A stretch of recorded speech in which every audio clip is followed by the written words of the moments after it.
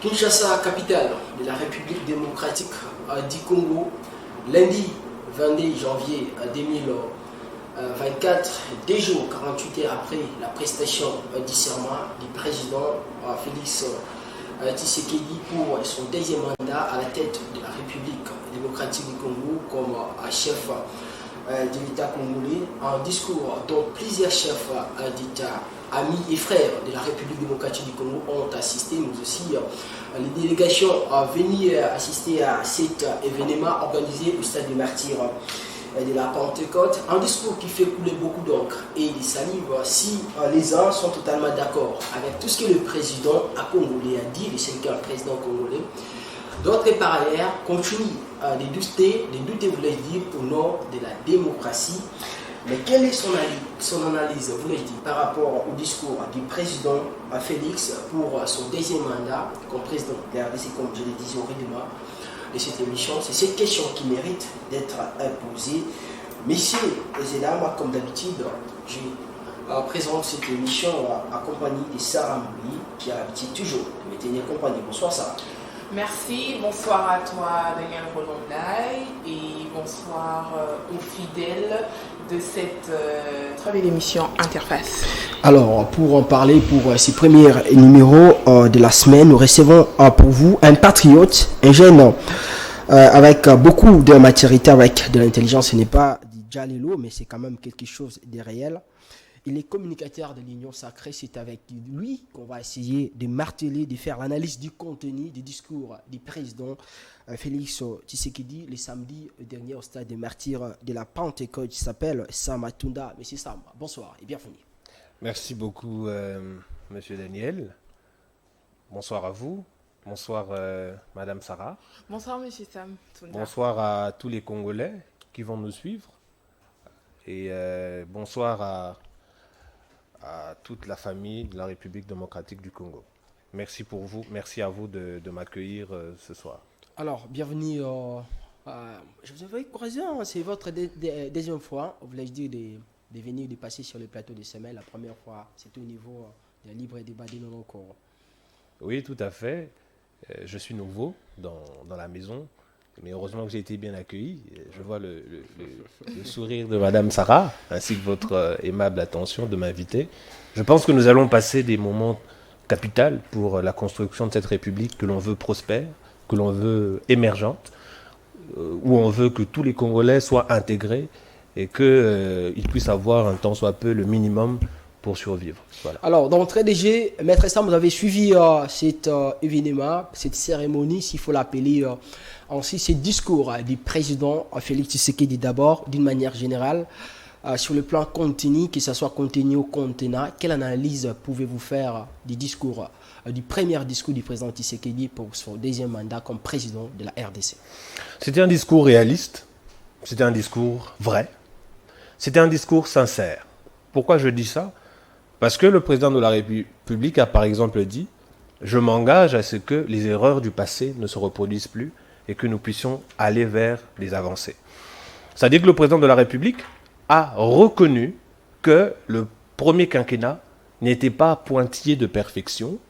Il a reconnu que le premier quinquennat avait quelques petits couacs, petites bévues, et il a pris l'engagement solennel de le reconnaître devant tout le peuple congolais, devant les Congolaises, devant les Congolais, et il s'est engagé justement à améliorer les choses en épinglant les points essentiels, parce que le président de la République nous a rappelé en nous disant « Je vous ai écouté ». Ça veut dire que pendant ma période de campagne, j'avais l'oreille attentive. Et le président de la République a soulevé qu'est-ce que les Congolais attendent concrètement de lui. Je sais que lorsqu'on est un Congolais qui vit avec moins de 2 dollars par jour, je sais que lorsqu'on est un Congolais qui a fini, ça fait 10 ans qu'il ne trouve pas de boulot, je sais que lorsqu'on est un Congolais qui arrive à peine à nouer les 2 bouts du mois, je sais que c'est difficile de croire à ce que le président de la République dit, parce que pour nous, ce ne sont que des Français, de nombreux Français, pour certains, ce ne sont que des fumisteries. Mais je vous rassure, peuple congolais, Congolaises et Congolais, que moi je crois en l'engagement du président de la République et en la sincérité de ses propos. Alors, est-ce que peut-on affirmer, parce que Félix Tshisekedi, quand il dit « je vous ai écouté », vous l'avez bien soulevé, durant la campagne électorale, peut-on affirmer que lors de son premier mandat, parce qu'il avait aussi bâti campagne, il n'avait pas bien suivi, il n'avait pas eu le temps d'analyser ou bien d'écouter le peuple congolais. Il fallait attendre ses discours, son deuxième mandat, pour affirmer ou bien dire au peuple congolais cette fois-ci que je vous ai écouté. Je sais que pour la plupart des personnes, lorsqu'on dit, on doit être en mesure de concrétiser de la manière dont on en a fait l'apologie. Mais le président de la République, nous avons la chance, nous, peuple congolais, d'avoir un homme politique, le premier citoyen congolais, qui a une telle sincérité dans ses propos qu'il ne tient pas compte des sensibilités que appelle la fonction de président de la République, notamment avec beaucoup de diplomatie dans la parole. Il est vrai. Le président de la République nous a déjà dit une fois que la réalité à laquelle j'étais confronté lorsque j'étais encore opposant au régime qui me précédait, c'est pas la même chose que j'ai trouvé sur place une fois aux affaires. Et il n'y a personne qui peut vous dire qu'aujourd'hui, il a la bonne maîtrise des affaires de l'État en étant en dehors du système par rapport à lorsqu'il sera dedans. Donc, le président de la République sait ce qu'il doit faire, il sait ce que le peuple congolais attend de lui, il le savait déjà, et il a commencé déjà quelques chantiers qui doivent être améliorés si on veut, notamment le soin à l'éducation et à la santé. Alors, M. Sam, est-ce que les personnes avec qui le président Tshisekedi a travaillé au premier mandat reconnaissent aussi les erreurs de ce premier mandat? Si tel est le cas, pourquoi ne pas en être conscient et étaler ces erreurs? Moi, je reconnais les failles. Je reconnais certaines failles. Déjà, moi, je vais épingler 5 choses essentielles que j'ai retenues, qui peuvent constituer justement des erreurs ou des failles, comme vous le dites. La première chose, c'est dans la qualité des collaborateurs du président de la République. Le pasteur Roland Dallot l'a même signifié au moment de la prière. Hein, comme les Congolais le disent, c'est la bordure. C'est-à-dire que nous attendons du président de la République de choisir qualitativement ses collaborateurs, mais aussi que la sanction soit vraiment matérialisée, parce qu'on entend des « il semblerait qu'il y a eu », on attend au minimum que ces prétendus voleurs ou ces prétendus malfrats, si on peut le dire, malfrats financiers, soient quand même déférés devant les cours des tribunaux. Donc, nous avons la qualité de ses collaborateurs, nous avons l'amélioration du pouvoir d'achat. Le président de la République l'a dit. Quand on voit pouvoir d'achat, c'est-à-dire l'amélioration de la qualité et de la quantité en ce qui concerne le panier de la ménagère. Le panier de la ménagère, c'est-à-dire ce que les Congolais sont en mesure de s'offrir compte tenu de leurs revenus. Mais c'est aussi l'amélioration qualitative de la frontière de possibilité. La frontière de possibilité, c'est-à-dire le seuil financier au-delà desquels on ne peut pas s'offrir des biens et services. Donc, nous avons aussi la paix et la cohésion nationale. La paix, c'est-à-dire qu'on attend qu'à l'est du pays et partout sur le territoire congolais, qu'il règne la paix, la concorde, que tous les terroristes et tous les prétendus rebelles, mais qui sont des terroristes, soient éradiqués du territoire congolais. Lorsqu'on parle de la cohésion, par exemple, on fait allusion à ce qu'il faut qu'il y ait une amélioration de sorte à ce qu'il n'y ait plus des éléments de langage tels qu'il y a du tribalisme, du clanisme, parce que je sais qu'on nous reproche cela, même si je ne suis pas spécifiquement Louba, mais je sais qu'on reproche à notre pouvoir, à l'Union sacrée, d'être des tribalistes. Donc, il y a aussi ça qu'il faudra améliorer. Il y a l'amélioration du climat des affaires, parce que lorsqu'il n'y a pas d'emploi, cela signifie qu'il y a défaillance de l'activité économique. Et l'État congolais, depuis 2008, selon la loi numéro 08-008 du 7 juillet 2008, portant modalité de désengagement de l'État dans les entreprises du portefeuille, depuis ce moment-là, l'État congolais, dans son esprit, veut que l'activité des privés soit priorisée par rapport à l'activité de l'État. C'est comme ça que nous allons avoir de l'emploi et ça va de pair avec notamment la sécurité. Voilà. Alors, on a ouï dire que le président de la République a la bonne volonté de pouvoir bien faire les choses. Mais malheureusement, il est mal entouré. Pensez-vous que pour ce deuxième mandat, il sera bien entouré? Je viens de le dire, je pense, dans mes propos précédents, on ne peut qu'espérer parce que on n'est pas des dieux ou des prophètes pour dire et affirmer que oui, le président de la République va avoir des meilleurs collaborateurs. On ne peut qu'espérer. Et il nous a dit nous avoir écoutés. Et c'est ça notre souhait, qu'il améliore la qualité de ses collaborateurs. Alors, puisqu'il nous a dit qu'il nous a écoutés et qu'on fait confiance en notre chef, aux citoyens promis au président de la République, nous sommes convaincus que oui, il va améliorer la qualité de ses collaborateurs. Est-ce que vous pensez, quand vous dites par exemple, vous avez parlé des collaborateurs du chef de l'État, aujourd'hui quand les présidents parlent des erreurs du passé, est-ce que ces collaborateurs, ceux qui ont travaillé avec les présidents durant ces 5 années, ont aussi un part sur le plan négatif, sur le choix ou bien sur les conseils, ou bien sur ce qu'ils ont pu dire au président pour qu'aujourd'hui les présidents puissent dire. Est-ce que vous pensez que ces collaborateurs ont aussi un part? Évidemment, vous savez... Un part nécessaire, une responsabilité quant à ces erreurs commises. Évidemment, vous savez, lorsqu'on parle de président de la République, c'est vrai qu'on voit la personne de son Excellence Félix-Antoine Tshisekedi Tshilombo, mais c'est tout un corps, parce que même lorsqu'on parle de présidence, ce n'est pas que l'individu qui est l'institution, c'est tout l'ensemble, c'est-à-dire son cabinet politique notamment, qui font aussi partie des décisions gouvernementales, plutôt des décisions du président de la République. Mais il n'y a pas que le cabinet politique du président de la République, il y a aussi la part importante du gouvernement. Parce que nous, en Afrique, et surtout au Congo, on a l'habitude de croire que tout ce qui va mal, c'est le président de la République, alors que le gestionnaire quotidien de la nation. Oui, il est le garant du bon fonctionnement des institutions et même le garant de la nation, ça c'est vrai. Mais au quotidien, ce n'est pas le président de la République qui gère. Au quotidien, c'est le gouvernement et précisément le Premier ministre. Parce que même lorsqu'on part sur une base économique ou sur une base du cadre macroéconomique, celui qui a une incidence sur la politique monétaire, ce n'est pas le président de la République, c'est la Banque centrale. Celui qui a une tâche sur la politique budgétaire, ce n'est pas le président de la République, c'est le ministre du budget.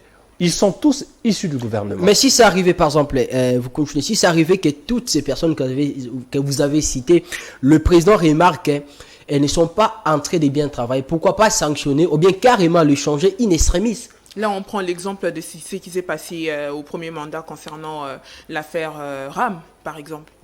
Exactement. Je vais répondre aux deux questions à la fois. Nous construisons une république, nous construisons une démocratie qui est peut-être jeune. Nous ne construisons pas un champ de maïs. Le président de la République ne peut pas se réveiller juste un bon matin parce qu'un ministre ne travaille pas, allez toi tu dégages. La meilleure des procédures, c'est l'Assemblée nationale. Puisque l'Assemblée nationale, le corps Assemblée nationale, représente aussi tout le peuple congolais. Alors si cette responsabilité, comme vous le dites, doit incomber au président de la République de ne pas avoir remplacé ou de ne pas avoir mis à la porte certains ministres, cette responsabilité incombe aussi à l'Assemblée nationale. Donc, on doit attendre beaucoup du président de la République, mais de tout le monde. Et le président de la République l'a dit dans son discours, l'Assemblée nationale y compris, ainsi que les Congolais lambda. Voilà. Donc cette responsabilité, elle est citoyenne, c'est une responsabilité globale et non pas que du président de la République. Félix Tshisekedi, durant son discours, il revient sur les objectifs, bien sûr, de son deuxième mandat. Il commence par relever la création des emplois pour les jeunes. Les 5 ans durant son premier mandat, Tshisekedi n'a pas pu créer beaucoup des emplois, justement pour permettre à ces jeunes de ne pas rester comme ça. Pensez-vous, pour ce deuxième mandat, il pourra faire quelque chose de positif, qui va certainement permettre aux jeunes de trouver des emplois en tout moment. Voilà ce que je disais précédemment. Ce n'est pas au président de la République de créer des emplois. Ce n'est pas à l'État congolais de créer des emplois. L'État congolais a un rôle de gendarme. Parce que même le système économique de la République démocratique du Congo, si on voit l'esprit de la loi que j'ai évoquée, la loi du 7 juillet, l'État congolais, à la limite en termes de système économique, nous sommes soit dans une économie de marché, soit dans une économie mixte. Ce n'est pas au président de la République, mais l'État a le rôle de mettre, d'assainir le climat des affaires. Ce n'est pas au président, mais c'est à qui? C'est lui qui coordonne, c'est lui le coordonnateur. C'est à lui de donner aussi une philosophie, par exemple, à ses ministres, par rapport à sa politique. Voilà ce que je suis en train de dire. Le rôle de l'État, pas que du président de l'État. Quand je vois l'État, je vois président, je vois gouvernement. Okay. Le rôle de l'État, c'est de créer un climat des affaires favorable aux investissements privés. Parce que, je vais vous prendre au mot, le président de la République crée des emplois comment concrètement? Dites-moi un exemple concrètement, comment le président de la République doit créer des emplois? qu'est-ce qu'il doit faire? C'est éliminer la corruption qu'il y a dans la fonction publique, ou plutôt les systèmes de gestion publique, pour permettre aux investisseurs d'être en mesure de venir. Mais c'est aussi la paix, parce qu'il y a des entreprises, des entités internationales, qui auront du mal à venir s'implanter au Congo, parce qu'ils savent que, il y a la guerre, il y a risque que mon investissement puisse tomber à l'eau. Donc la responsabilité de l'État, c'est de veiller à ce que le climat des affaires soit opportun à l'investissement, pour que les jeunes puissent se retrouver. Mais je sais aussi qu'il y a une office qui finance les projets de jeunes entrepreneurs. Le nom m'échappe, mais je sais qu'il y a une office dans ce sens-là. Vous pensez que cette idée de faire venir les investisseurs réussira? Oui, évidemment. La République démocratique du Congo... Mais qu'est-ce qui s'est passé au premier mandat? On nous a fait venir des investisseurs qui et surtout que le président avait voyagé à plusieurs reprises. Tout le monde lui reprochait cette affaire, ses comportements de voyager. Et puis au finish, ça donnait l'impression comme s'il n'avait pas pu convaincre les investisseurs de venir ici pour investir. Voilà, je pense que ce n'est pas vainement que le président de la République a beaucoup martelé sur la paix. Parce que c'est vrai que l'objectif de ces nombreux voyages qui ont été décriés était notamment que la République démocratique du Congo ne soit plus isolée du monde extérieur, que cette diplomatie puisse porter des fruits. Notamment, on a vu que cette diplomatie était quand même agissante. Nous avons eu beaucoup de chefs d'État et de délégations sur notre sol pour la prestation de serment. C'est vrai que les choses ne sont pas telles qu'elles devraient être, mais il faudrait déjà encourager ce qui est fait. Alors, pour que les investissements se fassent, me répète encore, il faudrait déjà qu'il y ait la paix sur notre territoire, et il faudrait qu'il y ait une administration beaucoup plus saine, et non pas cette administration où il y a des rétrocommissions, où il y a des non, si moi je ne prends pas ma part, je vais bloquer votre investissement, etc., etc. Est-ce que le fait aujourd'hui, les samedis, que plusieurs chefs d'État, on a parlé de plus de 15, présents au stade des Martyrs pour assister à ces discours, à cette cérémonie d'investiture du président Tshisekedi, peut-il communiquer quelque chose par exemple, on peut-il affirmer aujourd'hui que la diplomatie, ce que les gens beaucoup qualifient agissante du président Tshisekedi, commence à payer? Oui, je suis convaincu, en tout cas de ce que j'ai vu, que la diplomatie du président de la République a commencé à payer, parce que, en dehors du fait que nous avons eu toutes ces délégations, d'un point de vue global, la sphère internationale ou la société internationale n'a pas décrié l'élection du président de la République. Tout le monde, c'est vrai, même nous autres, qui sommes de l'Union sacrée, sommes conscients qu'il y a eu quelques failles, quelques couacs, mais même d'un point de vue international, il n'y a eu personne qui s'est levé pour dire non, il ne mérite pas d'être président de la République, non, il n'a pas gagné les élections, patati patata. Voilà. Alors, sur le plan sécuritaire, le président l'avait martelé quand il a parlé, il a dit d'assurer la sécurité des Congolais, de tous les territoires de la République démocratique du Congo. Mais est-ce que ce n'était pas une occasion en or pour le président Tshisekedi, vu qu'il y avait la présence de plusieurs chefs de gouvernement, plusieurs chefs d'État, de le dire, au lieu de garder le fait de dire par exemple que la complicité de certains de nos Congolais lâchement qui coopèrent avec certains pays pour déstabiliser les pays, pourquoi pas dire clairement devant ces chefs d'État, en profiter pour dénoncer et puis citer les noms avec clarité de Paul Kagame par exemple et du Rwanda, qui aujourd'hui le gouvernement congolais ne cesse d'accuser comme les cerveaux moteurs des M23. Je ne crois pas que parce que le président de la République n'a pas nommément cité le président Kagame au moment de la prestation de serment, que ça change la philosophie de ses propos. Il l'a déjà dit ouvertement et ne cesse de le répéter, que l'agresseur de la République démocratique du Congo, que le porte-étendard du malheur de nos compatriotes s'appelle Paul Kagame, le président de la République, l'a déjà dit et ne cesse de le répéter.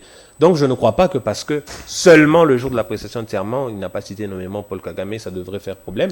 Et lorsqu'il parlait des Congolais qui trahissent la République, qui trahissent le serment sacré de l'unité et de l'amour de la patrie, il ne faisait pas allusion à Paul Kagame, il n'est même pas congolais. Il faisait allusion à tous ceux-là qui prennent les armes et qui vont se cacher derrière des rébellions alors qu'ils font du mal à nos compatriotes. Le président parlait de la cohésion nationale, les défis de sauvegarder la cohésion.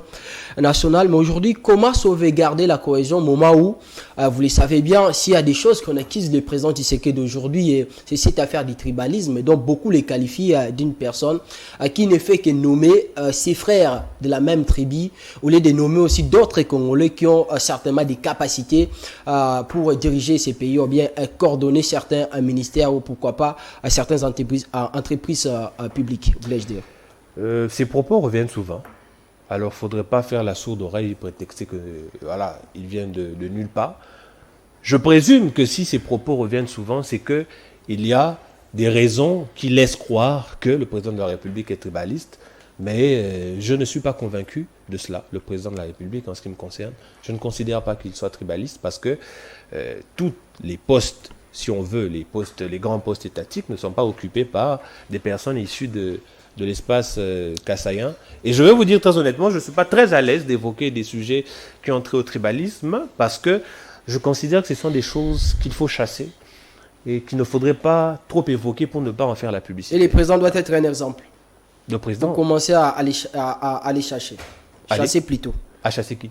Les tribalismes. Oui, bien sûr. Le président de la République a le devoir, et il l'a rappelé, le devoir premier de la cohésion, notamment l'absence de clanisme, de tribalisme, etc., etc.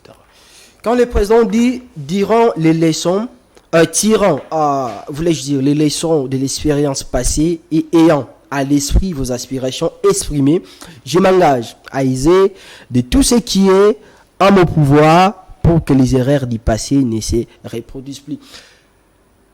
Qu'est-ce qu'on peut énumérer aujourd'hui comme erreurs commises dans le passé par les présidents Tshisekedi, selon vous? Selon moi, je pense que le président de la République n'avait pas eu un discours totalement, si je peux le dire, plat, comme ça. Qu'est-ce que je veux dire par là? C'est-à-dire que lorsque le président de la République nous a dit le peuple d'abord, pour la majorité de nos peuples congolais, on se disait, maintenant que le président de la République, c'est Félix-Antoine Tshisekedi Tshilombo, le taux de change, il va redescendre à 90. Maintenant que le président de la République, c'est Félix-Antoine Tshisekedi Tshilombo, les rémunérations, les salaires de tout le monde vont être multipliés par 10. Maintenant que le président de la République s'appelle Félix-Antoine Tshisekedi Tshilombo, il n'y aura plus aucun trou sur le territoire congolais. Maintenant que le président de la République, c'est Félix-Antoine Tshisekedi Tshilombo, il n'y aura plus de guerre, il n'y aura plus de forces négatives sur le sol congolais. Je pense que s'il faille parler d'erreur, même s'il n'y en a pas à proprement parler, c'est juste ces éléments de langage où il fallait être peut-être beaucoup plus direct et moins diplomatique avec le peuple congolais, que voilà, toutes ces choses prennent du temps. Pour toutes ces choses, il faut une planification qui ne peut pas se faire du jour au lendemain. Voilà. Et pour ce deuxième mandat, vous aimeriez qu'il fasse quoi pour ce deuxième mandat? Je l'ai énuméré, hein. Je pense l'avoir énuméré plus tôt. Nous attendons à ce que le cadre macroéconomique soit meilleur. Nous attendons à ce que la justice soit dotée de beaucoup plus de capacités pour réellement rendre justice et même éradiquer les magistrats qui ne vont pas dans le sens de la justice. Nous attendons du président de la République le désenclavement de nos territoires, comme il l'a dit lui-même. 143 territoires. Nous attendons du président de la République un meilleur accès aux soins de base et l'amélioration aussi de ces soins de base. Parce que la gratuité de l'enseignement est une chose, mais la qualité de cette gratuité de l'enseignement en est une autre. Donc nous attendons aussi qu'au-delà de la quantité, que la qualité aussi puisse suivre, y compris de la maternité, j'ai oublié la terminologie appropriée, la maternité gratuite. Voilà. Lors de son discours, il a parlé de la stabilité du franc congolais. Oui. Comment parler de cette stabilité alors qu'on a eu à tenter à le faire, mais ça n'a pas marché? Déjà, il faudrait comprendre une chose. Notre économie, en dépit, c'est vrai, de cette gangrène du taux de change, a quand même résisté à un choc exogène énorme. La Covid. Mais nous n'étions pas les seuls pays. Oui, justement, la France, par exemple, aussi a connu la Covid, mais vous n'allez pas comparer le potentiel de réserve financier de la République française à celui de la République démocratique du Congo. Surtout que déjà à la base, l'économie française, par exemple, je prends pour exemple, déjà à la base, l'économie française ou les économies occidentales étaient plus fortes que notre économie congolaise. Donc, malgré cette économie à apparence fragile, ce choc exogène n'a pas eu des conséquences aussi désastreuses que cela. C'est vrai que le taux de change même à nous tous, hein, c'est quelque chose qui nous dérange, parce que des fois, j'ai l'impression que nos compatriotes qui ne sont pas de conviction d'union sacrée pensent que nous, lorsque, par exemple, il y a augmentation du taux de change, nous, on achète le pain toujours à 1000 francs, ou plutôt à 100 francs. Certains pensent que, parce que nous sommes de l'Union sacrée, à la fin du mois, tous ceux de l'Union sacrée, on leur demande « Hey, toi, tu es de l'Union sacrée? Oui, allez, ton salaire, on augmente, pour que tu ne puisses pas connaître une baisse de pouvoir d'achat. » Nous sommes tous, alors tous Congolais, nous sommes tous victimes des méandres de l'augmentation du taux de change. Donc, on ne peut que espérer. Et nous sommes convaincus. Mais si cela ne marchera pas, pourquoi commencer et puis faire avec une semaine, par exemple, et puis la deuxième semaine, tout bascule encore? Pourquoi vous êtes pessimiste? Non, mais parce que mais parce que c'est ce qu'on voit. Les gens sont contents, oui, le taux a baissé, et à la deuxième semaine, c'est autre chose. Non, je pense que la meilleure manière d'avancer, ce n'est pas de s'attacher à des expériences négatives, mais c'est de voir un avenir radieux. Alors, comme je le dis si bien, c'est vrai que ce n'est pas des choses que certains Congolais ont envie d'entendre, mais on ne peut que espérer. C'est avec l'espoir, et même ceux qui sont chrétiens comme moi, la foi, qu'on peut déplacer des montagnes. Donc ce n'est pas avec du pessimisme ou des craintes. Voilà. Alors, quelle catégorie des personnes que les présidents Tshisekedi doit travailler avec pour cette fois-ci? Des personnes honnêtes, intellectuelles. Donc, le premier mandat, il n'y avait pas des personnes honnêtes? Non, je suis en train de faire un énoncé global. Il ne faudrait pas m'accuser de ce que je n'ai pas dit. Hein. Donc, c'est tout un package que je suis en train d'énoncer. Donc, je disais des personnes intelligentes, capables de faire preuve de sacrifice, capables de se contenter de leur rémunération sans avoir à piocher dans la caisse de l'État, capables de savoir que tout méandre financier aura des conséquences sur la population congolaise.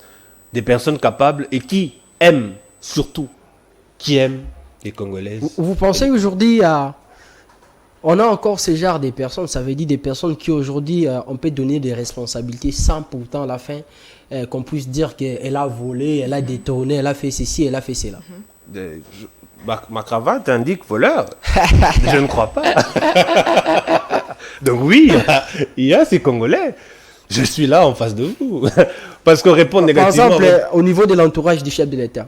Au niveau de l'entourage du chef de l'État. Mais vous venez à peine de nous dire d'améliorer ou de changer la qualité de ces personnes. Donc, votre question ne peut pas faire allusion à son entourage, puisque vous avez sous-entendu, mais moi, que dans son entourage, il y a des personnes qui devraient être écartées. Voilà. Par exemple.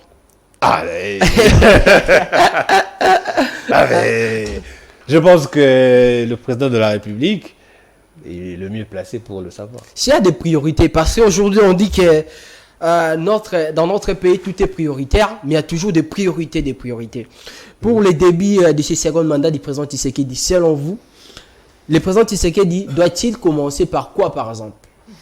C'est une question très, très, très compliquée.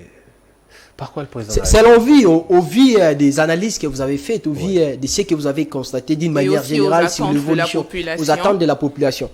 Selon les attentes de la population, il faut Non, vous vous mettez à la place de cette population, parce que vous êtes citoyen congolais. Je suis congolais moi-même. C'est pourquoi j'ai dit selon vous.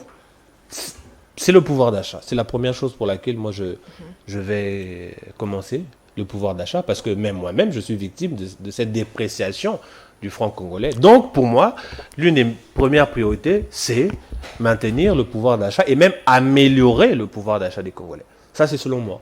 Voilà. Parce que quand on parle, par exemple, de la politique agricole, lorsqu'on parle du désenclavement, ce sont des projets à long terme. Ce n'est pas des choses qui peuvent se faire au bout de 2 ans. Non, ce n'est pas possible. Par contre, une politique monétaire, budgétaire, qui peut avoir une incidence sur le pouvoir d'achat, c'est beaucoup plus accessible par rapport à dire le désenclavement total de la République démocratique du Congo, une politique agricole nous rendant totalement dans l'autosuffisance. Ce n'est pas possible en peu de temps. Mais je pense qu'en diminuant les dépenses publiques, je pense que en ayant une incidence sur le marché financier ou monétaire, le pouvoir d'achat, c'est une priorité qui devrait être mise en avant-plan. Ces élections organisées en 2023, le 20 décembre, qui ont permis justement au président Tshisekedi de réciver au niveau de la magistrature suprême. Vous êtes content de l'organisation de ces élections? Je ne crois pas qu'il y ait un Congolais qui peut être totalement content. de ces élections. C'est pas possible.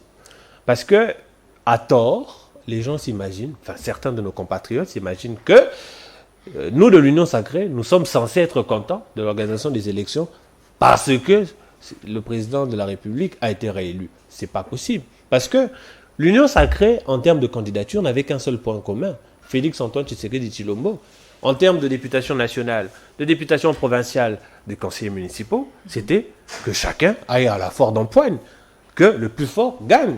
Donc, je ne crois pas que quelqu'un peut être heureux de savoir que, par exemple, son parti politique n'a pas pu avoir un siège parce qu'il y a eu certaines bêtises dans l'organisation. Je ne crois pas qu'il y a quelqu'un qui peut être content que l'un de ses proches n'ait pas pu avoir un siège simplement parce qu'il y avait des couacs en matière d'organisation. Donc, je ne crois pas qu'il y ait un Congolais, de l'Union Sacrée soit-il, qui peut vous dire qu'il est content, parfaitement content de l'organisation de ces élections.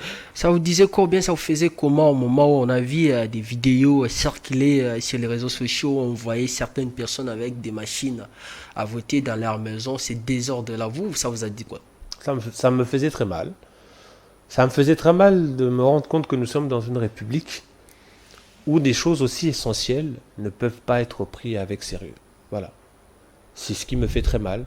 Parce qu'après, il y a des motifs sur base des vidéos que nous avons vues, il y a des motifs qui peuvent nous pousser à croire que ceux qui vont être dans l'Assemblée nationale, tous ne vont pas représenter la volonté du peuple. Il y a des raisons, il y a un doute raisonnable qui nous pousse à le croire. Que tous, je ne dis pas que tous ne le mériteront pas, mais je pense que certains, en tout cas sur base des éléments que nous avons vus, certains ne mériteront pas, malheureusement. On n'y peut rien. Ceux qui sont sanctionnés par la CENI, ils ont mérité ces sanctions. Les 81 qui ont été sanctionnés par la CENI, je ne suis pas la CENI, je n'ai pas les éléments ou le chef d'accusation ou les éléments matériels qui ont conduit à leur invalidation. Donc je ne sais pas vous affirmer ici. Et puis moi je ne suis pas porte-parole de la CENI, je ne suis pas membre de la CENI, je suis acteur, où nous sommes, Union Sacrée, acteurs dans ce processus comme tout le monde. Citoyens congolais. Citoyens congolais comme tout le monde. Donc s'il y a eu des failles, nous en sommes tous victimes. La preuve, il y a des partis de l'Union Sacrée qui se plaignent. Le DPS Tshisekedi, le MLC, il y a des partis de l'Union Sacrée qui se plaignent aussi de ces élections. Donc, voilà. Je ne sais pas vous dire exactement s'ils ont mérité ou ils n'ont pas mérité. Ça, il faudrait poser la question à un membre du bureau de la CENI. Alors, après l'appel du président de la République à la cohésion nationale, pensez-vous que l'opposition va réagir à cet appel? Je pense que si on veut d'une opposition républicaine, il le faut. Parce que la meilleure façon d'améliorer les choses, souvent, c'est d'être en dedans et non pas être en dehors. Parce que lorsqu'on est en dehors, on a l'habitude de dire des choses que l'on ne maîtrise pas. Alors que lorsqu'on est en dedans, on est capable de dire des choses sur base d'éléments que nous avons. Donc, il a lancé un appel en disant qu'il est prêt à travailler avec les opposants. Je pense que pour tous les opposants qui aiment la nation congolaise, il faudrait répondre positivement à cet appel. Est-ce qu'ils sont prêts, ces opposants, à quoi? À travailler avec le président de la République, compte tenu de tout ce qui s'est passé? Bon, je ne crois pas qu'il y a eu guerre malsaine entre eux et le président de la République. C'était, on l'appelle un jeu politique, si vous voulez. Alors, le meilleur a gagné. Je ne vois pas de raison pour lesquelles ils devraient refuser ou ne pas être prêts à servir leur nation. Voilà. Pensez-vous pas que cette opposition aujourd'hui est fragilisée? Quand le président Tshisekedi parle du porte-parole de l'opposition, une opposition avec moins de 27 députés au niveau de l'Assemblée nationale, est-ce que cette opposition sera-t-elle capable de surveiller les pouvoirs en place? Que ce soit 10, que ce soit 5, moins de 25, c'est le peuple congolais, disons-le comme ça, sur un point de vue de réflexion légale, c'est le peuple congolais qui a choisi qu'il soit à moins de 27, ou qu'il soit à 10, qu'il soit à 5, ou qu'il soit à 3. Alors, on ne peut que faire avec cela. Après, moi je pars du principe où ce n'est pas le nombre qui fait la différence, mais c'est la qualité de l'engagement qui fait la différence. Au vu de tout ce que nous savons, ce qui se passe au niveau de l'Assemblée nationale, même si vous parlez de la qualité, vous parlez du nombre, cette opposition, aujourd'hui, selon vous, est-ce que vous croyez encore à l'état des droits? Je crois que l'état de droit c'est un idéal que la République démocratique du Congo s'efforce d'atteindre. Le président parlait d'une manière ou d'une autre de la justice lors de son premier mandat. Qu'est-ce qui n'a pas marché, qu'il faudra absolument corriger in extremis pour permettre, pour permettre au président Tshisekedi d'éviter ou bien d'évacuer la corruption qui aujourd'hui ne permet pas à notre pays de prendre de l'ascenseur. La qualité des magistrats, le président de la République l'a dit une fois, que l'un de ses plus grands regrets, c'est justement de ne pas avoir été en mesure d'avoir la justice que le Congo mérite, c'est-à-dire une justice vraiment efficace. C'était pas un aveu d'échec de sa part? Non, ce n'était pas un aveu d'échec ou de faiblesse, parce qu'il faut savoir que la justice est un pouvoir indépendant. Donc, le président de la République ne peut pas, c'est vrai qu'il est garant d'un point de vue général, mais il ne peut pas, de manière directe, donner des injonctions ou d'amélioration d'ordre, si vous voulez, pour améliorer cette justice. Il ne peut que donner des orientations parce que c'est un pouvoir qui est autonome. Donc, il faudrait améliorer la qualité des magistrats, améliorer la formation de ces magistrats, éradiquer ceux qui ne sont pas des magistrats mais des coopérants. Je pense que c'est de cette manière-là que nous allons élever la justice. Alors, Monsieur Sam, comment l'opposition peut-elle faire confiance au gouvernement qui sera mis en place après qu'elles aient demandé l'annulation des élections afin de répondre à l'appel du président? C'est le gouvernement du peuple congolais. Je pense que tout le peuple congolais doit se soumettre aux principes régaliens, aux principes de la République. Le peuple congolais a choisi ses représentants qui vont être députés nationaux. Ces députés vont choisir celui qui va être Premier ministre et ceux qui vont être dans le gouvernement. Il n'y a pas de raison qu'ils ne veulent pas faire confiance à ce gouvernement. Parce que refuser de faire confiance à ce gouvernement, c'est refuser de faire confiance à ce peuple congolais qu'ils disent vouloir représenter. Voilà. Donc ce n'est qu'une simple logique. Qu'en dites-vous de ceux qui qualifient aujourd'hui le président Tshisekedi comme un président tribal, de ceux qui qualifient le président Tshisekedi comme un dictateur? Non. Comment vous pouvez qualifier d'un dictateur un président qui n'a pas mis des bâtons dans les roues à la CENI pour l'organisation des élections? Parce qu'il y avait 1000 moyens pour lesquels le président de la République, s'il était dictateur, qu'il aurait pu mettre en place pour essayer d'empêcher l'organisation de ces élections. Parce que n'oublions pas que la CENI était dépendante du gouvernement en termes financiers. La CENI ne s'autofinance pas.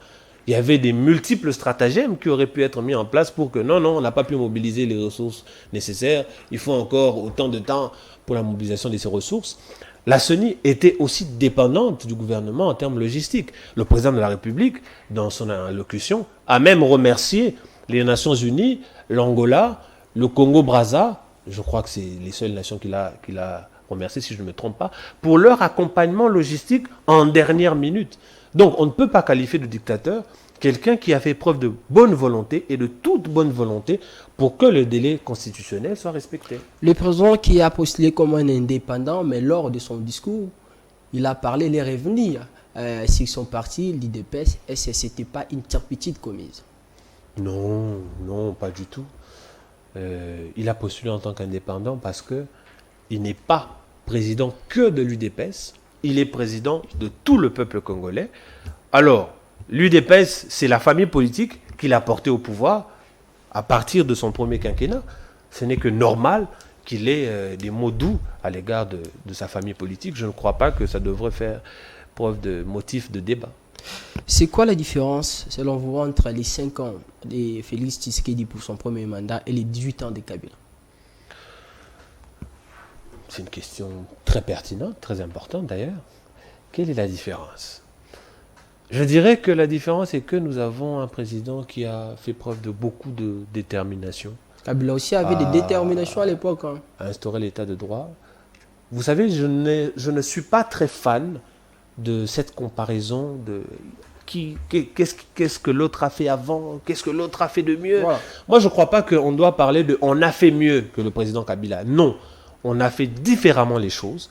Et celui qui viendra après le président Félix fera aussi différemment les choses. Mais tant que ça concourt au bien-être de la population, c'est ça le plus important. Les éléments de différence. Vous parlez de ces éléments, même si je vous ai relancé. Oui. Éléments de différence, bon, wow. Je pourrais vous en citer un. la gratuité de l'enseignement. Vous savez que la gratuité de l'enseignement, d'un point de vue constitutionnel, c'est pas le président de la République qui l'a inscrite. Elle existe depuis, si je ne me trompe pas, 2011. J'espère que je ne suis pas en train de dire des bêtises. Mais en tout cas, depuis l'époque du président Kabila. Or, on nous accuse d'avoir empiré la situation des Congolais ou la situation du pays. Alors, si on part d'un raisonnement logique, comment se fait-il que lorsque le pays était un peu mieux, on n'a pas été capable d'appliquer la gratuité de l'enseignement, et aujourd'hui que le pays est censé être pire qu'avant, on a pu au moins commencer l'application de la gratuité de l'enseignement. Mais la gratuité de l'enseignement, on a vu des professeurs gréver dans ces écoles où il y a eu gratuité de l'enseignement. Exactement. Il n'y a pas perfection. C'est comme ça qu'au début, j'ai commencé par vous dire... Mais pourquoi être pressé d'engager cette gratuité? Non, ce n'est pas une question de précipitation. J'ai eu cette discussion une fois aussi. Vous savez, il est facile pour nous qui avons un petit 500 francs dans les poches de dire non, il fallait encore attendre. Pourquoi on a été pressé?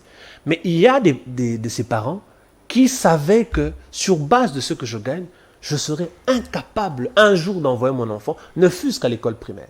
Alors, c'est ce que j'étais en train de dire.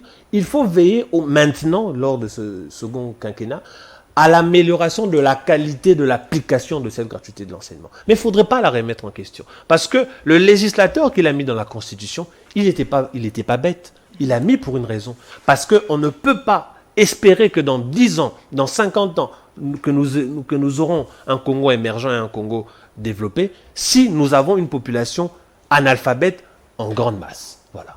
Alors, pour ce mandat, doit-on croire au président de la République en ce qui concerne le social? Je lui fais confiance. Mais déjà, le débat du social, c'est un débat quand même assez bizarre. Pourquoi? Parce que c'est quoi le social?